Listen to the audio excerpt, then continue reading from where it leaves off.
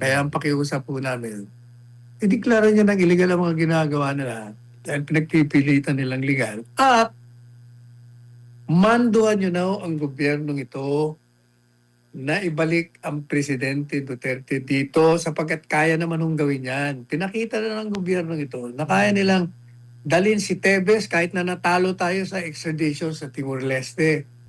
Ayan. Well, nagtatanong nga yung ilan sa ating kababayan kung magaling ba daw sila Attorney Sal, magdrama. Well, Apparently, hindi magaling. hindi pang award winning. Ito, Attorney Sal, sa ibang issue, itinakda ng International Criminal Court ang unang status conference sa May 27, 2026 kaugnay sa kaso laban kay dating Pangulong Rodrigo Duterte bilang bahagi ng paghahanda ng nalalapit na paglilitis. Inatasan ang prosekusyon, depensa, kinatawan ng mga biktima at registry na magsumite na ng kanilang dokumento bago ang May 15.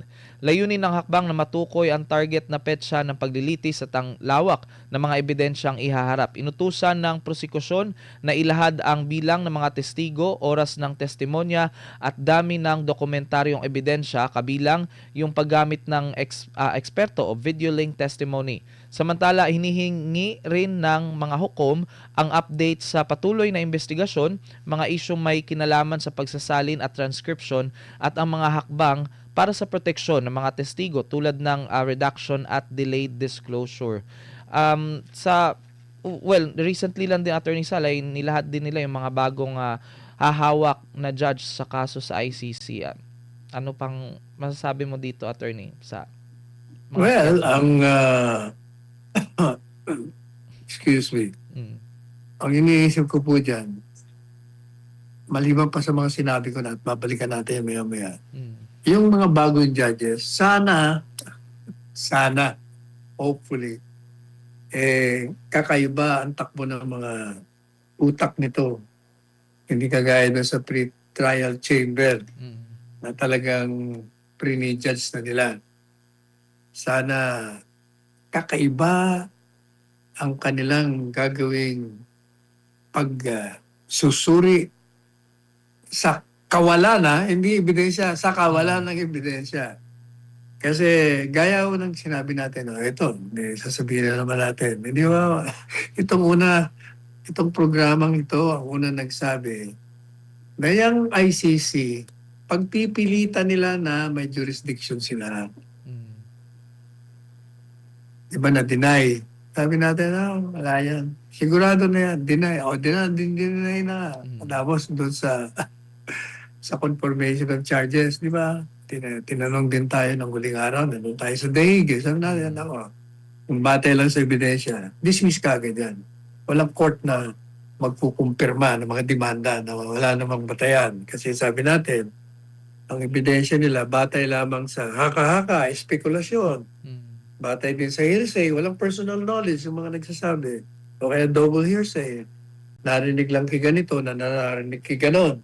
Pagkatapos, yung mga papatayin kita, yung mga pagbabanta, na hindi naman crime yung nagbabanta ka. Banta lang na panakot lang. At natakot naman. So, walang, madaling sabi, talagang walang basis. Tapos, yung pang mga ebidensya nila na mga news item, Jesus Maria Josep Noel. Kaya sabi natin, walang hukuman na magkukumpirma. Pero, may dinagdag natin, maliwanag ho yun. Kasi di ba sabi natin, the prosecution's evidence has been shattered. At pinaliwanag natin. Pero ako, dahil kahit na nga shattered, kahit na walang ebidensya, natatakot tayo dahil mayroong mga external considerations o mga hindi napapaloob sa dapat mong pagbatayan legal na mga kalakaran na maaari na siguradong dire-diretso na ang paglilitis kay Presidente Duterte. Bakit kanyo? Di ba sinabi ko na sa inyo? Number one, kahit walang jurisdiction, pinagpilitan nila. Pangalawa, kahit na in-erase na yung issue ng jurisdiction na dapat i-resolve kahit hindi pa resolved, tinuloy pa rin nila yung confirmation of charges. Kaya sabi natin, pre-judge ito. O, ngayon, eto na. Tinangyari na hula siya. O, itatrial na naman siya. Anong magiging ebidensya nila? The same evidence na prinisinta nila sa pre-trial chamber. O kaya, sana, nag-apilo Nag-apil ngayon ang Attorney Kaufman at ang mga abogado ni Presidente Duterte. Kini-question nila yung ruling ng pre-trial chamber. Sana yung mga bago, yung mga nasa appeals Yes. court, tingnan maigi. Ang problema, sila rin yung nagkumpirma ng charges. Alam ka naman, babalik ta rin nila. Kaya ang pag-asa na lang natin, sana yung mga bagong judges sa trial, kakaiba ang paningin, ang pananaw, ang training para magkaroon ng walang kaduda-dudang paglilitis kung saan batay lamang talaga sa ebidensya. Otherwise, wala, kukunbiko nila yan. Lalo na, questionable ang eksistensya ng ICC. Kasi nga maraming issue sa kanila. Unang-unang issue sa kanila, ina-target nila yung mga itim, mga African. Nung mapulaan sila, hindi, meron din kami mga puti. O yan, nag-issue sila ng warrant kay Putin, kay Netanyahu, kay Jaod. Pero yung mga puting yan, hindi naman yung mga membro yung bansa nila. O biro niya, o di another nakatanggap na naman sila ng kritisismo. O tapos, itong kay Duterte rin. O, wala silang jurisdiction. Pareho din nung kila Russia, Israel, and Ukraine. Wala rin silang jurisdiction doon. Pero pinakialaman nila. Kaya hindi ba yung artikulo ko, sabi ko, itong ICC, sinisira nila, sinasalakay nila ang pambansang kasarilan ng mga bansa. O, yan ang problema. Ayan, maraming salamat, Attorney Sal. Samantala, basahin na po natin itong mga mensahe mula sa ating mga kababayan. From Maria Teresa Maturan, good morning, SMNI. Filipinos need a leader who has empathy and knows how to unite the nation. Salute to our VP Inday Sara Duterte. Yan. Hello, ino-off mo ako kaya hindi mo naririnig na nagsasalita pa ako. Huwag mo akong i-mute. Hindi mo naririnig yung mga pahabol ko. Ikaw talaga, Sige, Sabi Attorney ko, Sal, go. may pag-asa pa. Kung wala talagang pag-asa doon sa trial, itong Korte Suprema, kaya nakikiusap tayo.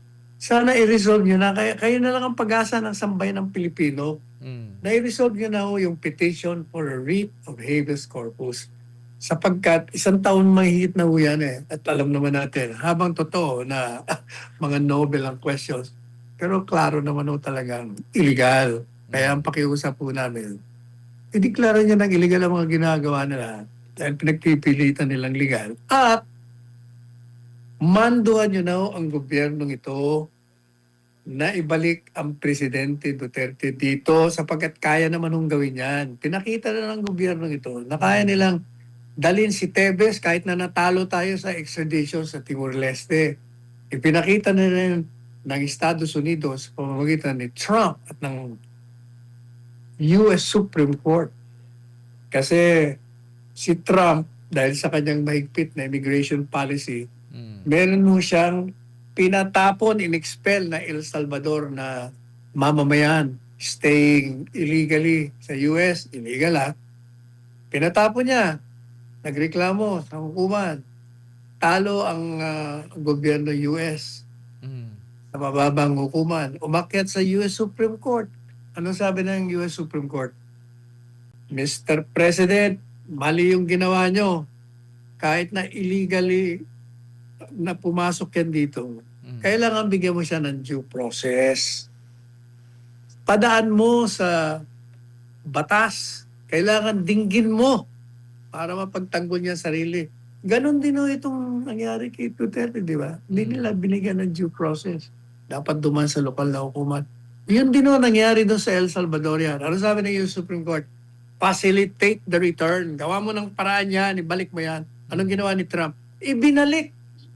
Bakit naman hindi kaya ng presidente natin? Kaya mo yan. Kung gusto.